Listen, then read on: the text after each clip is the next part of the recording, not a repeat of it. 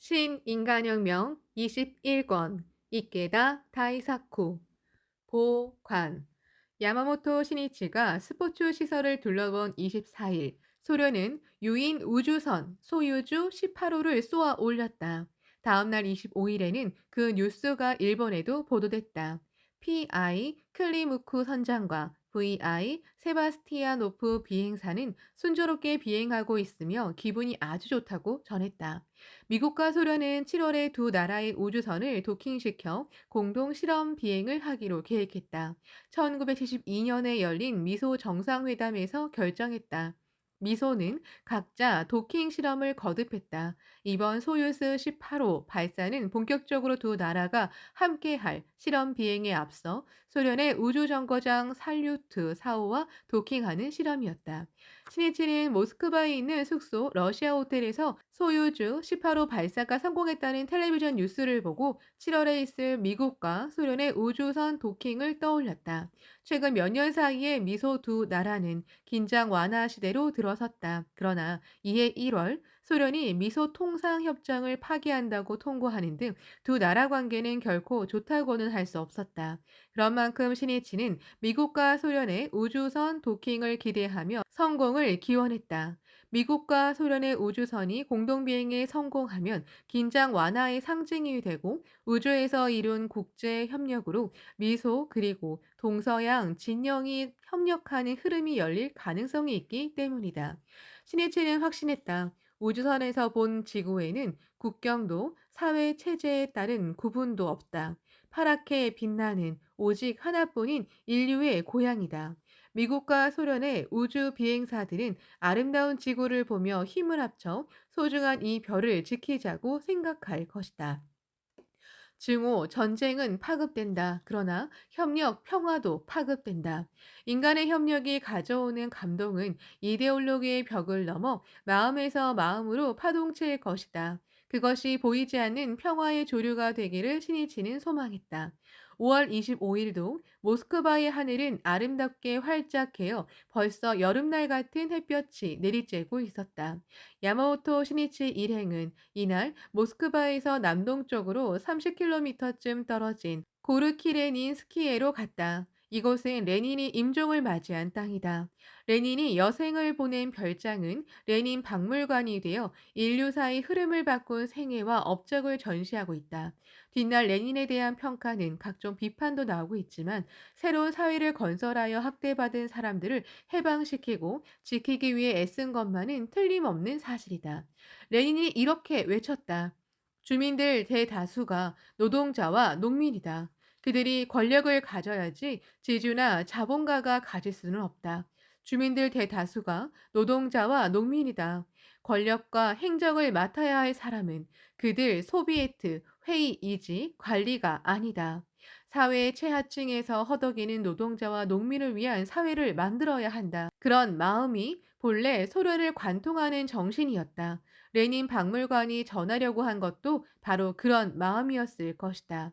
1991년에 소련은 붕괴한다. 그러나 레닌의 정신이 관료와 모든 당원에게 생생히 맥동했다면 인민의 지지를 얻은 소련은 다른 길을 걸었을지도 모른다. 사람들을 이끌어야 할 지도자들이 당초의 목적을 잊고 보신과 나태, 안일, 사리 사욕에 빠져서 조직이 썩고 타락해 붕괴하기에 이른다.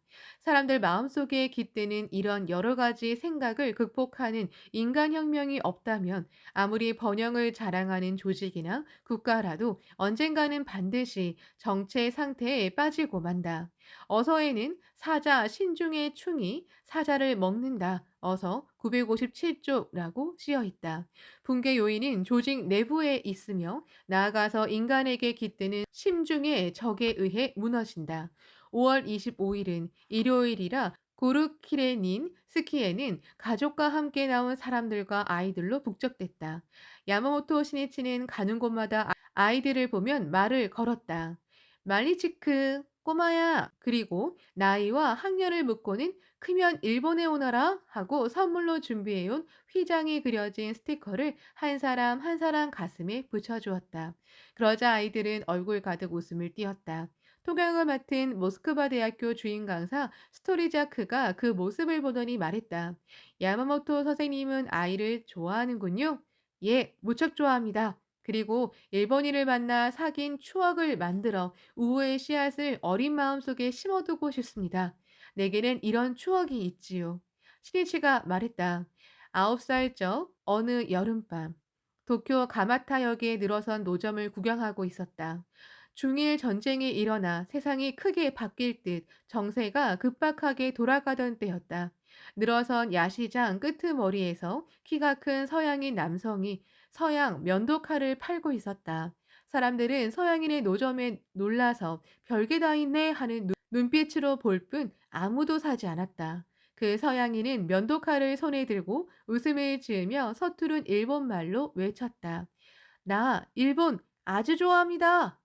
술에 취해 얼굴이 빨개진 남자 셋이 그 노점 앞에 멈춰 서서 서양인에게 시비를 걸기 시작했다. 서양인은 당혹스러워하며 고개를 좌우로 흔들었다.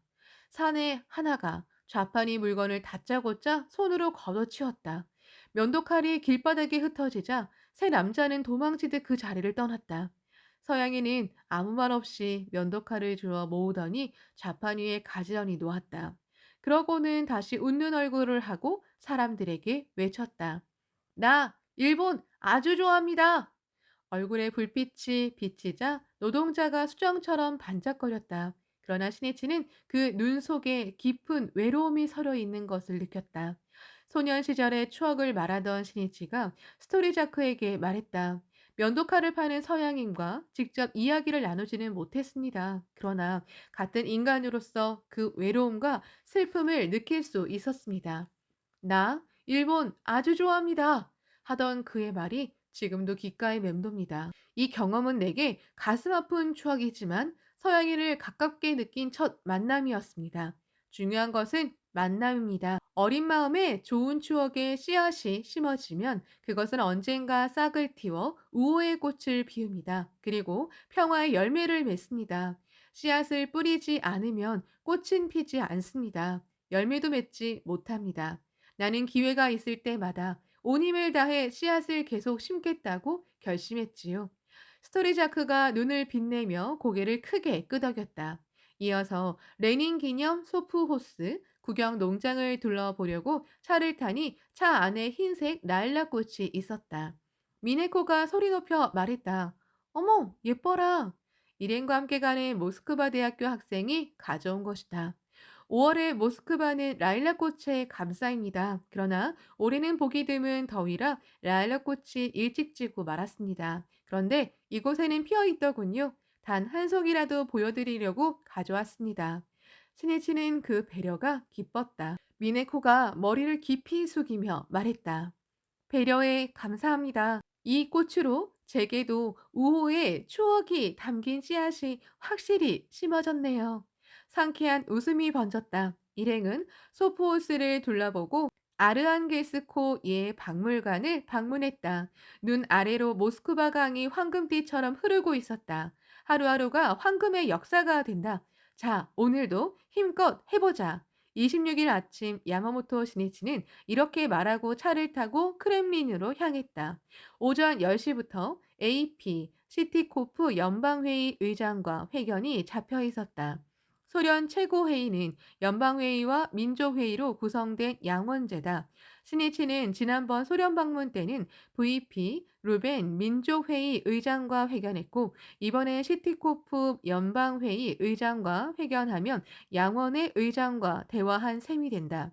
이날 모스크바에는 비가 왔다. 얼굴 가득 웃음을 띤 시니치와 미네코가 시티코프 의장 일행에게 인사를 건네자 엄숙한 정치 무대인 크렘린의 빛이 비친 듯 온화한 우호의 세계가 되었다. 기념 촬영을 하고 나서 대화를 시작했다. 이 회견에는 포포바 대문현 의장도 함께했다. 시티코프 의장은 시니치의 첫 번째 소련 방문이 소련과 일본의 우호 교류에 큰 성과를 거두었다고 상찬하고 이번 방문으로 양국의 문화, 학술, 교육 교류가 더욱 앞으로 나가기를 기대했다. 이에 신이치가 말했다. 소일 우호의 새로운 흐름을 여는데 온 힘을 다하겠습니다. 저는 지금까지도 목숨을 거는 마음으로 소일 교류의 길을 열어왔습니다. 앞으로도 그런 결심으로 나아가겠습니다. 진심으로 드리는 말씀입니다.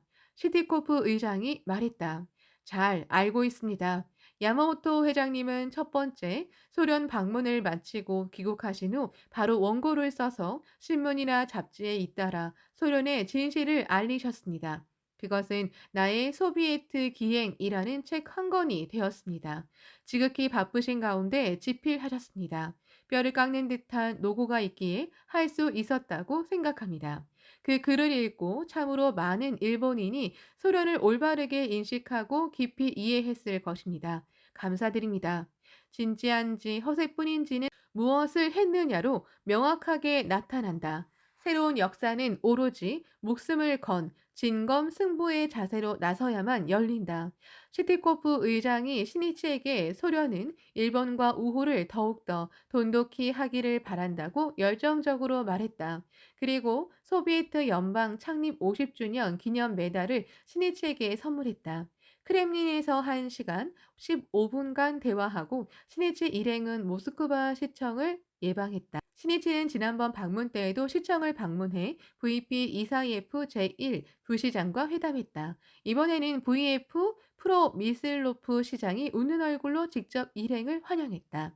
일본의 뛰어난 사회활동가인 야마모토 회장님을 만나서 매우 기쁩니다. 또 창가케는 일본의 모든 단체 중에서도 가장 크고 평화를 지향하는 훌륭한 단체임을 알고 있습니다.